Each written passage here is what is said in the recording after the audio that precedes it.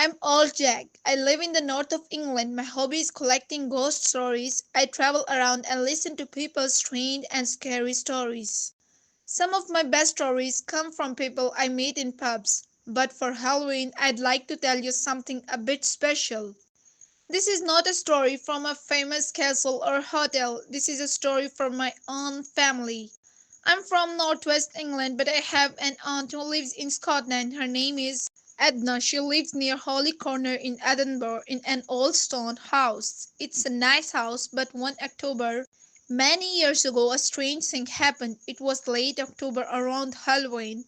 The gas heater in Aunt Edna's living room broke. The weathers get very cold in Scotland in November and December. So, of course, Aunt Edna wanted to get the heater fixed. This gas heater was in the fireplace in the living room. A long time ago, the people who lived in the house used to burn coal and wood in the fireplace to keep warm. When my Aunt Edna bought the house, there was a gas heater in the fireplace. She was glad. It was much cleaner and more convenient than coal or wood. Of course, the chimney was still there, but no smoke had traveled up the chimney for many years. A repairman came to look at the heater. It's not good, said the man. The heater's too old. You will have to buy a new heater. Okay, said Aunt Edna. But I need it very soon. It's getting cold. I'll take the old heater out and bring you a nice new one tomorrow, said the repairman. The man took the old heater away. It was the 31st of October. It was the night of Halloween. That night, Aunt Edna couldn't sleep. She woke up in the middle of the night. She was very cold. I'll just go downstairs and make myself a hot drink, she thought. When she got downstairs, she got a shock. The living room was icy cold. It was colder than her bedroom. It was colder than any other room in the house. What's that? She thought. Aunt Edna could hear strange noises coming from the empty fireplace. It was like something was scratching inside the chimney. Aunt Edna ran to the kitchen and got a broom. A cat or a bird had came down the chimney. I'll have to get it out, she thought. When she went back into the living room, she stopped at the door. She could not move. It was like a large, very cold and very powerful hand was stopping her. It wouldn't let her go into the living room. She stood at the door and looked around the living room. There was no one there. She could still hear the strange noises in the chimney. The noises were getting louder. She put the broom back in the kitchen. Then she hurried into the living room. This time nothing stopped her. She hurried back upstairs to the bedroom. Aunt Edna didn't believe in ghosts, but she thought the experience in the living room was very strange. The next morning she woke up, got dressed, and went downstairs for breakfast. She walked into the living room. What's that? She said. There was a large old-fashioned doll lying in the fireplace. She walked over to the doll and picked it up. It was a very old doll, maybe 100 years old. She looked up the chimney. She couldn't see anything. That's strange, she thought. She put the doll on a chair and made breakfast. Later that morning, the repairman came back and put the new heater in the fireplace. Aunt Edna is very old now. She still doesn't believe in ghosts, but she still has the doll.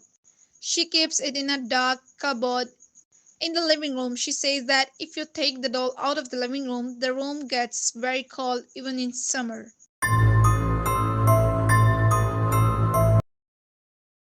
As I stepped into my empty home, the silence was deafening. The creaks and groans of the old house seemed to echo through the halls, making me feel like I was the only person left on earth. I had just returned from a long trip, and my family was still away on their own vacation. I was looking forward to spending some time alone, relaxing and catching up on some much needed sleep. As I walked through the house, I couldn't shake the feeling of being watched.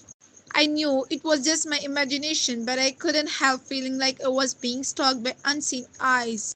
I decided to shake off the feeling and started to unpack my bag.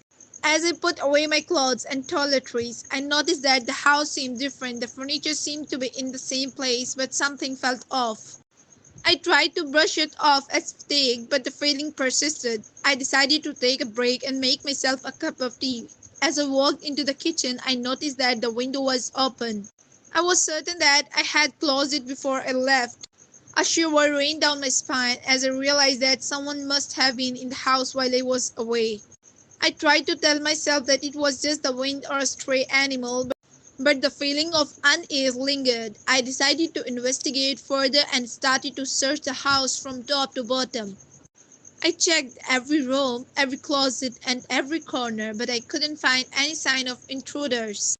As the sun began to set, I realized that I was getting tired. I decided to take a break and watch some TV.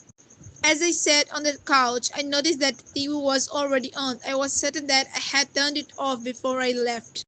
My heart started to beat faster as I realized that someone must have been in the house again. I tried to tell myself that it was just a glitch or a power surge.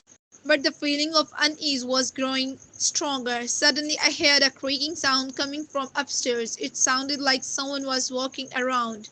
My heart racing, I slowly got up from the couch and started to creep upstairs. As I reached the top of the stairs, I saw a figure standing in the hallway. It was a woman with long curly hair and a white dress that seemed to glow in the dim light. I froze, my heart pounding in my chest. The woman slowly turned around and I saw that it was my mother. But something was off. Her eyes seemed darker and her smile seemed twisted. "Welcome home," she said, her voice low and husky. I tried to speak, but my voice was caught in my throat. My mother started to walk towards me, her eyes fixed on mine. As she approached, I felt a chill run down my spine. Something was wrong. This wasn't my mother. Suddenly the lights flickered and the woman disappeared. I was left standing alone in the dark hallway, my heart pounding in my chest. I slowly made my way back downstairs, my mind racing with questions. Who was that woman? Was it really my mother? And what did she want? As I reached the living room, I saw a piece of paper on the coffee table. It was a note written in a handwriting that I didn't recognize. "Welcome home," it said. "I have been waiting for you." I felt a chill run down my spine as I realized that I was not alone in the house. Someone was watching me, waiting for me. I knew that I had to get out of the house. But as I turned to leave, I heard a voice behind me. "You're not going anywhere," it said. I spun around, but there was no one there. The voice seemed to come from all around me, echoing off the walls. I knew that I had to get help, but as I reached for my phone, I realized that it was dead. I was trapped, alone and defenseless, in a house that seemed to be haunted by a malevolent presence. As the darkness closed in around me, I knew that I had to find a way to escape. But as I turned to make a run for the door, I felt a hand on my shoulder. "You're not going anywhere," the voice whispered in my ear. And then everything went black.